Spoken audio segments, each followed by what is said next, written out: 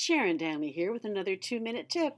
This week, just in time for New Year's, a double scrunchie updo. Thin, fine, flat hair. Not to worry, a couple of scrunchies are going to save the day. Tools: John Frieda frizzies, barber comb and brush, and my handy dandy long roller pins. Okay, brushing all the hair just to make sure there's no tats in it and having it go back generally to the back.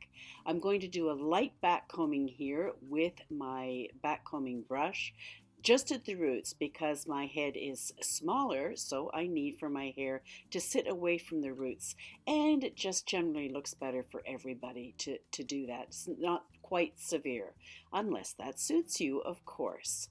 So back combing the sides now, and I'll go around and do the back and just gently tease it all over and go back over any spots that I may have missed.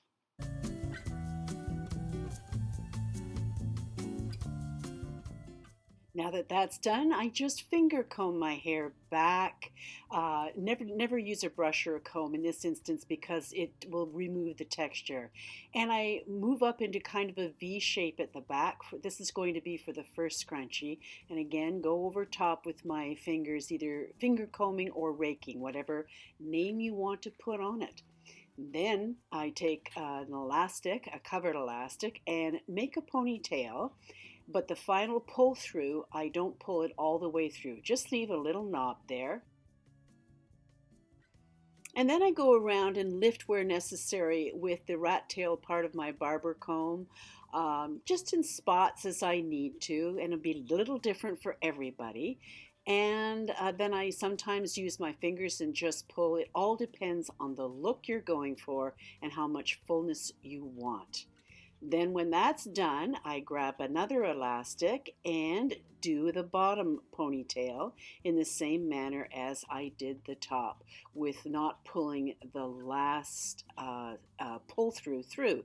And then I separate the hairs and make them all a little bit messy so that they'll go with the scrunchies that are going to sit on top.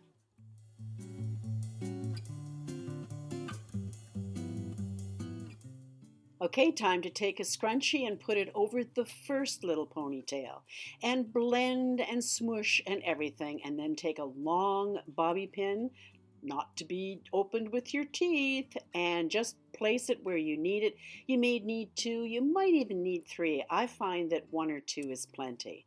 Then I take the second one and do exactly the same thing and push, pull, smoosh, add, separate, lift, all that sort of thing till you get the shape just the way you want it.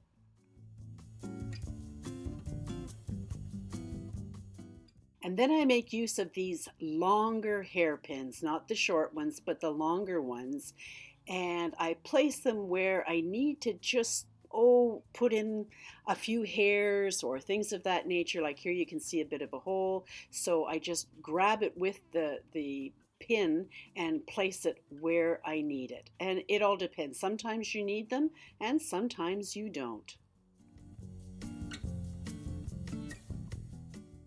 And now for the hairspray, just a little bit, and sometimes on my hand that I just go along the sides or the back of my hair, so it's just a bit of spray to hold, not too much. And then in this case, I'm going to pull down a couple of little wisps just because I feel like it, and the hairspray on my hand over top of that is all that those wisps need so that they still flow. And here's the final look. So fast, so easy, and oh so chic. See you next time.